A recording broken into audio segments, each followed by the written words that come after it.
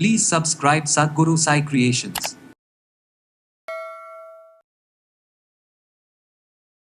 தினமும் ஒரு ஊசி போடுவது போக ஒரு வாரத்திற்கு ஒரு ஊசி, இன்சுலின் ஊசி. ஆனால் நோய்களை கட்டுப்படுத்த மருந்துகளை விட உணவுகள் தான் தீர்வு அப்படிங்கிறது நம்ம சித்தர்களுடைய வாக்கு. சர்க்கரை நோயை கட்டுப்படுத்த நம்முடைய சமையலறையில் இருக்கக்கூடிய உணவுகள், ஏன் அந்த உணவுகள் உடலில் இருக்கக்கூடிய எதிர்மறை ஆற்றல்களையும் மனதில் இருக்கக்கூடிய எதிர்மறை ஆற்றல்களையும் முழுமையாக வெளியேற்றி உடலை ஆரோக்கியப்படுத்தக்கூடியது தான். உணவை கொண்டே சர்க்கரையை கட்டுப்படுத்த, சில வகையான சர்க்கரையை குணப்படுத்த. இப்போ கெஃபிர் முழுமையாக நம்ம ரத்தத்தில் வேலை செஞ்சதுன்னா உங்களோட சுகர் வேகமாக குறையிறத பார்க்க முடியும்.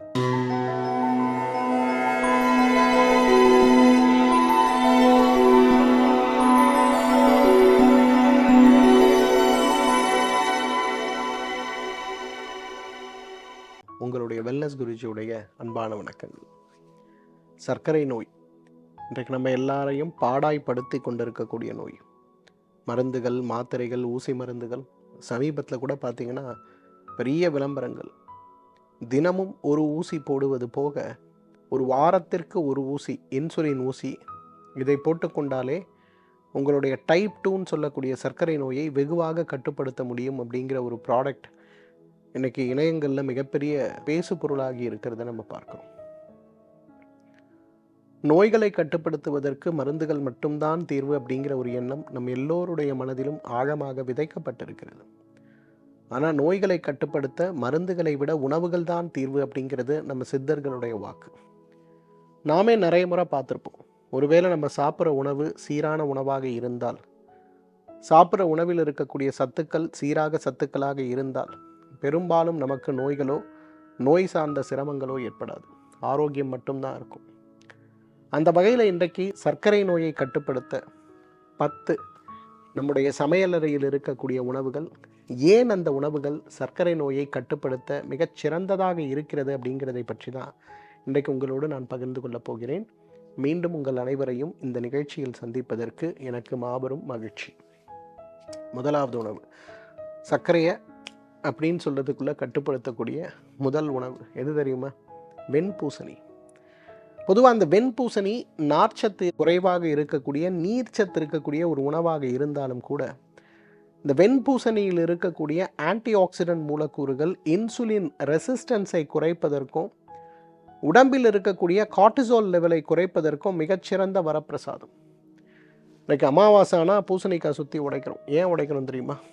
பூசணிக்காயுடைய சக்தி உடலில் இருக்கக்கூடிய எதிர்மறை ஆற்றல்களையும் மனதில் இருக்கக்கூடிய எதிர்மறை ஆற்றல்களையும் முழுமையாக வெளியேற்றி உடலை ஆரோக்கியப்படுத்தக்கூடியது தான் இந்த பூசணியுடைய சக்தி. அந்த வகையில் பூசணிக்காயை உணவாக நாம் பயன்படுத்தும் போது நம்ம உடம்பில் இருக்கக்கூடிய எதிர்மறை ஆற்றலாக இருக்கக்கூடிய ஃப்ரீ ரேடிக்கல் சார்ந்த மூலக்கூறுகள் உடலிலிருந்து வெளியேற்றப்படுவதையும், ஆன்டி ஆக்சிடென்ட் சார்ந்த மூலக்கூறுகள் உடலுக்குள் நன்றாக சென்று உடலுடைய அணுக்களில் இருக்கக்கூடிய இன்சுலின் ரெசிஸ்டன்ஸ் சார்ந்த அந்த மாற்றங்களை மாற்றி இன்சுலினை உடனே அணுக்கள் உறிந்து கொள்ளுகின்ற அளவுக்கு ஒரு மாற்றத்தை கொண்டு வரக்கூடிய சக்தி வெண்பூசணிக்கு உண்டு. குறைந்தது வாரம் ஒரு முறையாவது ஒரு 200 கிராம் அளவுக்கு வெண்பூசணியை உணவில் சேர்க்க முடியுமான்னு பாருங்கள். பெரிய வரப்பிரசாதமாக இருக்கிறத நம்ம பார்க்கலாம். ரெண்டாவது, இன்றைக்கு நம்ம எல்லாருக்கும் தெரிந்த உணவு தான், எல்லாரும் விரும்புகிற உணவு தான் கோவைக்காய். இந்த கோவைக்காய் தான் புதிய இன்சுலின் காய் அப்படிங்கிறது ஏற்கனவே ஒரு வீடியோவில் நான் பேசியிருந்தேன். இன்றைக்கி சர்க்கரை நோய் 2 வகையில் நமக்கு ஏற்படுகிறது. ஒன்று, இன்சுலின் சுரப்பு குறைவாக இருக்குது, உடலுக்கு தேவையான அணுக்களுக்கு தேவையான இன்சுலின் சத்து நமக்கு கிடைப்பது கிடையாது, அது நமக்கு ஒரு பாதிப்பை உருவாக்குகிறது. இரண்டாவது, இன்சுலின் நன்றாகத்தான் சுரக்குது, அணுக்களால் அதை உறிஞ்சு கொள்ள முடியல. அப்போ இந்த 2 வகையான சிரமங்களோடு நாம் போராடி கொண்டிருக்கும் போது இந்த 2 வகையான சிரமங்களையும் ஒரு சேர கட்டுக்குள் கொண்டு வந்து உடலை ஆரோக்கியப்படுத்தக்கூடிய சக்தி இருக்கக்கூடிய காய் எதுனா கோவைக்காய் தான். பொதுவாக இனிப்பு நோய்க்கு கசப்பு மருந்து அப்படிங்கிற ஒரு கொள்கை இருந்தாலும் கூட துவர்ப்பு சுவை இருக்கக்கூடிய கோவைக்காய் இன்றைக்கு சர்க்கரை நோயாளிகளுக்கு மிகப்பெரிய வரப்பிரசாதம்னே நான் சொல்வேன். கட்டுப்படாத சர்க்கரை நோயோடு இருக்கக்கூடியவர்கள் யாராவது ஒரு முறை வந்தாங்கன்னா, எனக்கு சர்க்கரைக்கு நான் அது பண்ணேன் இதை பண்ணேன், எவ்வளவோ முயற்சிகள் செஞ்சேன், என்ன செய்தாலுமே சர்க்கரை நோய் எனக்கு கட்டுப்படவில்லை, எனக்கு மிகுந்த சிரமத்தை உருவாக்கி கொண்டிருக்கிறது சர்க்கரை நோய் அப்படின்னு கவலைப்பட்டு அவங்க சொல்லும்போது, என்னுடைய ப்ரிஸ்கிரிப்ஷனில் முதல்ல நான் எழுதக்கூடிய மருந்து எதுனா, தினசரி உணவில் 100 கிராம் கோவைக்காய் சமைத்த உணவாக சாப்பிடவும் அப்படின்னு எழுதுவேன். எல்லாம் ஆச்சரியமாக கேட்பாங்க, என்ன சார் அப்படின்னு. என்னோட அனுபவத்தில் கோவைக்காயை போல சிறந்த சர்க்கரையை கட்டுப்படுத்தக்கூடிய ஒரு உணவு இருக்கா அப்படிங்கிறது ஒரு கேள்விக்குறி தான். அதனால் உணவை கொண்டே சர்க்கரையை கட்டுப்படுத்த, சில வகையான சர்க்கரையை குணப்படுத்த கோவைக்காய் சிறந்த மருந்து. மறந்துடாதீங்க. 3வது பாகக்காய். பாகக்காயுடைய பயன்களை பற்றி நம்ம எல்லாருக்கும் தெரியும். பாகக்காயை உட்புறம் பயன்படுத்தும் போது எப்படி சர்க்கரையை குறைக்கிறதோ, அதே போல் வெளிப்புறம் பயன்படுத்தினாலும் சர்க்கரையை குறைக்கும் அப்படிங்கிறது நம்மில் நிறைய பேருக்கு தெரியாது.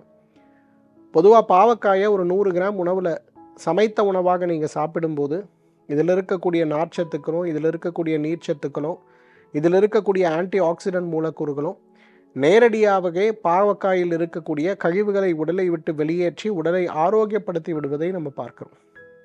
அப்போ அந்த பாவக்காவை ஒரு 100 கிராம் அளவுக்கு எடுத்து நல்லா மிக்சியில் போட்டு அரைத்து, ஒரு அரைவாளி வெந்நீர் எடுத்து அதில் இந்த பாவக்காய் கரைசலை போட்டு அதுக்குள்ளே காலை போட்டுட்டு உட்காந்தா கூட உங்கள் சுகர் குறையுங்க. ட்ரை பண்ணி பாருங்களேன். இன்றைக்கி சாயந்தரம் போங்க வீட்டுக்கு, 100 கிராம் பாவக்காவோட போங்க, நல்லா அரைங்க, மிக்சரில் போட்டு அரைச்சி நல்லா செழுமையாக பேஸ்ட் மாதிரி பண்ணிடுங்க. ஒரு அரைவாளி தண்ணி எடுங்க, அதுக்குள்ளே அந்த பாவக்காவை போடுங்க. இந்த பாவக்காய்க்குள்ளே கால் வைக்கிறதுக்கு முன்னாடி உங்களோட பிளட் சுகர் எப்படி இருக்குதுன்னு செக் பண்ணுங்கள். அக்யூ செக் வச்சு 3/4 மணி நேரம் காலை போட்டு வைங்க. திருப்பி செக் பண்ணி பாருங்கள். உங்களுடைய அந்த சர்க்கரையில் குறைந்தது 30லிருந்து 40 புள்ளிகள் குறைந்து போயிருக்கிறத பார்க்க முடியும். அவ்வளவு சிறப்பானது பாவக்காய். எவ்வாறு கோவைக்காய் ஒரு சிறந்த மருந்தாக இருக்கிறதோ, அத்தகைய சிறந்த மருந்து பாவக்காயை நம்ம சொல்லலாம். 4வது வெள்ளரிக்காய்ங்க. இந்த வெள்ளரிக்காயுடைய ஒரு மிகப்பெரிய வரப்பிரசாதம் என்னென்னா, இந்த வெள்ளரிக்காயில் இருக்கக்கூடிய தண்ணீரில் கரையக்கூடிய நார்ச்சத்து தரையில் இருக்கக்கூடிய தண்ணீரில் ஒரு ஸ்பாஞ்சு வச்சா எப்படி அது உறிஞ்சி அந்த தரையில் இருக்கக்கூடிய ஈரத்தை இழுத்து விடுகிறதோ, அதே போல் வெள்ளரிக்காயை உணவாக நாம் எடுத்துக்கொள்ளும்போது அது இரத்தத்தில் இருக்கக்கூடிய அந்த குளுக்கோஸ் மூலக்கூறுகளை ஒரு ஸ்பாஞ்சு போல தன்னகத்தை இருத்து உடலை விட்டு வெளியேற்றுவதில், இரத்தத்திலிருந்து வெளியேற்றுவதில் மிகச்சிறந்த உணவுன்னு சொல்லலாம். ஏன்னா இன்றைக்கு நிறைய நேரங்களில் நாம் பார்க்கும்போது இந்த இரத்தத்தில் இருக்கக்கூடிய சர்க்கரையை குறைப்பதற்கு விதவிதமான மருந்துகளும் ஊசி மருந்துகளும் இட்டுக்கொள்வதைப் போல, இன்றைக்கு இரத்தத்தில் இருக்கக்கூடிய சர்க்கரையை சிறுநீர் வழியாக வெளியேற்றக்கூடிய நிறைய வகையான மருந்துகள் கூட இன்றைக்கு வந்துவிட்டது. ஆனால் அதெல்லாம் அவ்வளோ மெனக்கெட்டு பக்க விளைவை ஏற்படுத்தக்கூடிய அந்த மருந்துகளை நாம் சாப்பிடுவதை காட்டிலும், சாதாரணமான வெள்ளரிக்காயை வாயிலிட்டு தினமும் 100 கிராம் உணவில் சேர்த்தா, இல்லை வாரத்துக்கு 2 முறை ஒரு வெள்ளரிக்காய் பச்சடி போல சாப்பிட்டாலே உள்ளே இருக்கக்கூடிய அத்தனை வகையான கழிவுகளும் உடலை விட்டு வெளியே போய்விடுவதை பார்க்க முடியும். 5வது கீரை வகைகளில் சிறந்த கீரை முருங்கைக்கீரை. இந்த முருங்கைக்கீரையோட ஒரு முக்கியமான அம்சம் என்ன தெரியுமா? இந்த முருங்கைக்கீரை மிக வேகமாக இரத்தத்தில் இருக்கக்கூடிய சர்க்கரையை குறைக்கக்கூடிய ஒரு அருமருந்து. நீங்கள் வீட்டில் இருக்கவங்க யாருக்காவது சர்க்கரை ஒரு 300 இருக்குன்னு வச்சுங்களேன், நீங்கள் ஒரு 100 கிராம் முருங்கைக்கீரையை அவங்களுக்கு கொடுத்து நன்றாக வாயிலிட்டு, சமைத்தது தான், பச்சை கிடையாது, சமைத்த முருங்கைக்கீரையை வாயில் போட்டு நல்லா மென்று மென்று மென்று சாப்பிட்டுட்டு ஒரு 45 மினிட்ஸ் அல்லது 1 ஹவர் கழித்து சர்க்கரையை பாருங்கள், ஒரு 100 பாயிண்ட்ஸ் குறைஞ்சி போயிருக்கிறது பார்க்க முடியும். உணவில் வாரம் ஒரு முறை முருங்கைக்கீரையை சேர்த்தாலே நம்முடைய ஆரோக்கியம் மேம்படுவதை பார்க்க முடியும். முருங்கைக்கீரை சர்க்கரை நோயை குறைக்க மிகச்சிறந்த மருந்து. முருங்கைக்கீரையை விட 100 மடங்கு சிறந்தது எதுனா வெந்தயக்கீரை. இன்றைக்கி பொதுவாகவே நம்ம ஊரில் இந்த மேத்தி ரொட்டி, அதே போல் மேத்தி சேர்ந்த உணவுகள் சமைப்பது குறைவு. பட் வட இந்தியாவுக்கு நீங்கள் போனீங்கன்னா பெரும்பாலும் அவர்கள் சாப்பிடக்கூடிய உணவில் இந்த வெந்தயக்கீரை இருக்கிறத நீங்கள் பார்க்க முடியும். நான் கொஞ்ச நாள் டெல்லியில் இருந்தேன், 1 வருஷம் கிட்ட கான்பூரில் இருந்தேன். அப்போல்லாம் பார்த்தீங்கன்னா எனக்கே ஆச்சரியமாக இருக்கும்.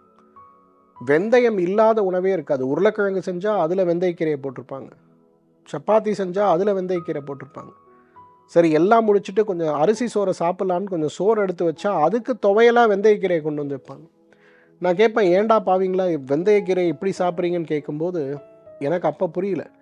ஆனால் அதோடைய தாற்பயத்தை பார்க்கும்போது சாப்பிடுகின்ற உணவில் இருக்கக்கூடிய கொழுப்பையும், எவ்வாறு இன்றைக்கு வெள்ளரிக்காயில் இருக்கக்கூடிய மூலக்கூறுகள் இரத்தத்தில் இருக்கக்கூடிய குளுக்கோஸ், ஃப்ரீ குளுக்கோஸ் மூலக்கூறுகளை உறிஞ்சி எடுக்கக்கூடிய சக்தியுடையதாக இருக்கிறதோ, அதை போல சக்தி உடையதாக இருக்கக்கூடியது எதுனா வெந்தயக்கீரை தான். இன்றைக்கு வெந்தயக்கீரை ஒரே ஒரு பிரச்சனை, இந்த முருங்கைக்கீரையும் வெந்தயக்கீரையும் என்னென்னா பித்தவாயுன்னு சொல்லுவோம். அவ்வளோ சீக்கிரம் ஜீரணமாகாது. அந்த பித்தவாயு சார்ந்த மூலக்கூறுகளாக இருக்கிறதுனால அதில் என்ன ஆகும், நமக்கு சமயத்தில் சாப்பிடும்போது வயிற்றால போகிறது, வாந்திக்கு வர்றது, இந்த மாதிரி சிரமங்கள் ஏதாவது இருக்கிறதுக்கு வாய்ப்பு இருக்குது. இப்போ வெந்தயக்கீரையை நம்ம உணவாக சாப்பிடும்போது என்ன ஆகும், நமக்கு சிரமங்களற்ற ஆரோக்கியம் இருப்பது போல் ஒரு பக்க விளைவும் ஏற்படலாம். அதனால் வெந்தயக்கீரை அளவாக பகல் வேளை உணவுகளில் சாப்பிடுவது ரொம்ப நல்லது. அசைவ பிரியர்கள்லாம் இன்றைக்கு கீரை சாப்பிட்றதுக்கு கஷ்டப்படுற குழந்தைகள் எல்லாம் என்ன பண்ணலாம், வெந்தயக்கீரையை ஆடு கீமான்னு சொல்லுவோம் இல்லையா, மட்டன் கீமா, அதில் சேர்த்து சமைத்து கொடுக்கக்கூடிய வழக்கம் இன்றும் நம்ம தமிழ்நாட்டில் நிறைய இடங்களில் உண்டு. சர்க்கரை நோயாளி இருக்கக்கூடிய வீடுகளில், பழைய பாரம்பரியம் இருக்க வீடுகள்லாம் பார்த்திங்கன்னா அசைவம் சமைக்கும்போது வெந்தயக்கீரையும் சேர்த்து கொடுப்பாங்க. அப்போ சர்க்கரை அவங்களுக்கு வேகமாக குறையிறது, அதிகமாகாமல் இருப்பதற்கு வாய்ப்பு இருக்கிறத பார்க்குறோம். 7வது இன்றைக்கு நம்ம பார்க்கக்கூடியதில் ரொம்ப முக்கியமானது, நம்ம எல்லாருக்கும் கிடைக்கக்கூடிய காய்கறி, பொதுவாக காலிஃப்ளவர் முட்டைக்கோசுன்னு சொல்லுவோம். இந்த காலிஃப்ளவரும் முட்டைக்கோசும் நல்லதா கெட்டதாங்கிற நிறைய விவாதங்கள் இருந்து வந்தாலும் கூட, என்னுடைய அனுபவத்தில் பார்த்திங்கன்னா காலிஃப்ளவரும் முட்டைக்கோசும் மிகப்பெரிய அளவில் சர்க்கரையை குறைக்கக்கூடிய உணவுகள் தான். ஏன்னா அந்த காலிஃப்ளவர் முட்டைக்கோஸை முறையாக நம்ம சமைத்து உணவாக எடுக்கின்ற ஒரு பழக்கத்தை வச்சுக்கிட்டோம்னாலே, உணவில் ஒரு 100 கிராம் அளவுக்கு காலிஃப்ளவரையோ முட்டைக்கோசையோ எண்ணெயில் பொரித்த உணவாக இல்லாமல் வேக வைத்த உணவாக நாம் சாப்பிடும்போது மிகப்பெரிய அளவில் உடலில் மாற்றம் ஏற்படுவது, சர்க்கரை நோயுடைய அளவு குறைவதை நாம் பார்க்க முடியும். என்றைக்குமே நார்ச்சத்து இருக்கக்கூடிய உணவுகள் சர்க்கரையை குறைக்கும், நம்ம எல்லாருக்கும் தெரியும். ஆனால் தண்ணீரில் கரையக்கூடிய நார்ச்சத்து இருக்கக்கூடிய சில உணவுகளில் இந்த காலிஃப்ளவரும் முட்டைக்கோசும் ரொம்ப முக்கியமானது. இதை ஆர்கானிக்காக கல்டிவேட் பண்ண காலிஃப்ளவர் முட்டைக்கோசு மாதிரி நம்ம எடுத்தோம்னா நம்முடைய ஆரோக்கியம் மேம்படுவதை நிச்சயமாக நம்ம பார்க்கலாம். 8வது முளைக்கட்டிய தானியங்கள்ங்க, குறிப்பாக பச்சை பயிறு முளைக்கட்டியது. இந்த முளைக்கட்டிய பச்சை பயிரை விட சிறந்த உணவு இன்றைக்கு ஏதாவது இருக்குமா, கேள்விக்குறி தானே. ஏன்னா அந்த முளைக்கட்டிய பச்சை பயிரை நீங்கள் 100 கிராம் சர்க்கரை நோயாளி வீட்டில் இருக்கவங்களுக்கு ரெகுலராக கொடுத்தீங்கன்னா அவங்களுடைய சர்க்கரை நோய் குறையறதில்ல, அவங்களுடைய உடல் ஆரோக்கியம் மேம்படுவது மட்டுமல்ல, தசை இழப்பு. ஏன்னா சர்க்கரை நோயாளிகள் எல்லாம் ஒல்லியாகிட்டே போவாங்க, மசில் குறைஞ்சிக்கிட்டே போகும், பிட்டப்பகுதியே இருக்காது, தொடைப்பகுதியே இருக்காது, காலே ஒல்லியாகிட்டு போகும், மசில் வேஸ்டிங் கடைசியில் நடக்க முடியாத லெவலுக்கு போயிடுவாங்க. அவங்களுக்கு கூட ஒரு பெரிய மாற்றம் ஏற்படுவதை பார்க்க முடியும். 9வது கெஃபீருங்க. இந்த கெஃபீர் பற்றி நான் நிறைய பேசியிருக்கேன். நல்ல பால், அந்த பாலில் கஃபில் அந்த விதைகள்னு சொல்லக்கூடிய அந்த ஸ்போர்ஸை போட்டு ஒரு ராத்திரி ஃபுல்லாக வச்சு காலையில் வடிகட்டி எடுக்கக்கூடிய அந்த கெஃபீர் இருக்கு இல்லையா, இதை டெய்லி 100 ml சாப்பிடுங்க, உங்கள் சுகர் கண்ட்ரோலுக்கு வருவதை பார்க்க முடியும்.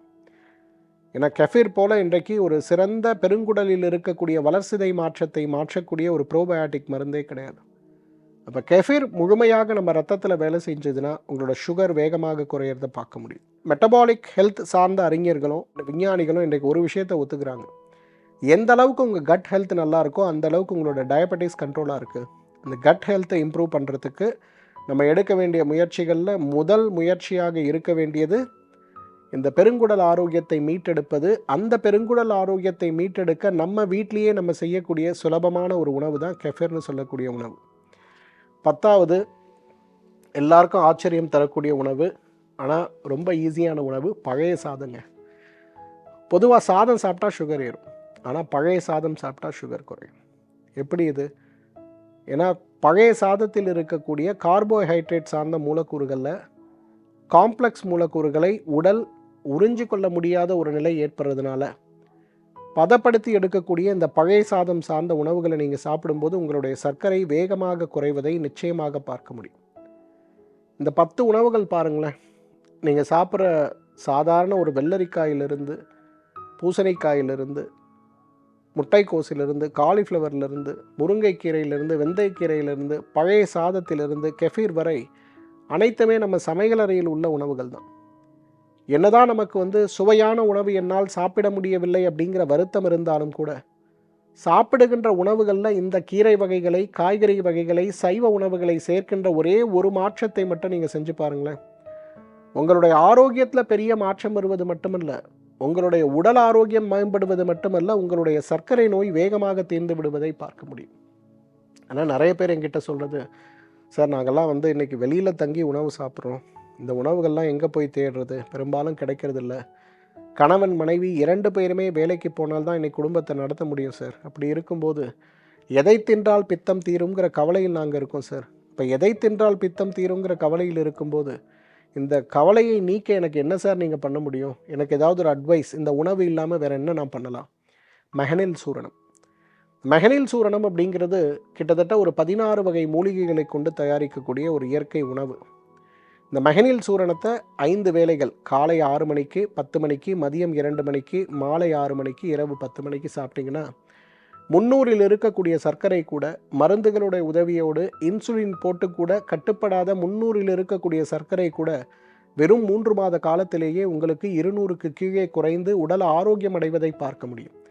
சர்க்கரை நோயினால் காலையில் எழுந்துக்க முடியல, சர்க்கரை நோயினால் என்னால் வேலை செய்ய முடியல, சர்க்கரை நோய் கூடுதலாக இருக்குது, நான் சிரமத்தில் கஷ்டப்பட்டு கொண்டிருக்கிறேன், உடல் இளைத்து போய்விட்டது, மன வருத்தம் அதிகமாக இருக்கிறது, கை கால் எரிச்சல் இருக்கிறதுன்னு சொல்லக்கூடியவர்களாக நீங்கள் இருந்தால் கூட சுலபமாக இந்த மெஹனில் சூரணத்தை பயன்படுத்துங்க.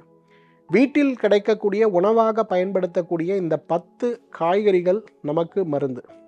இதை பயன்படுத்த முடியாதவர்கள் மட்டும் மெஹனில் சூரணத்தை பயன்படுத்த முடியுமான்னு பாருங்கள். இந்த வீடியோ உங்களுடைய நட்பு வட்டாரங்களோடு ஷேர் பண்ணுங்கள். நீங்கள் இருக்கக்கூடிய ஃபேஸ்புக், வாட்ஸ்அப், டெலிகிராம் கம்யூனிட்டியில் இதை ஷேர் பண்ண முடியுமான்னு பாருங்கள்.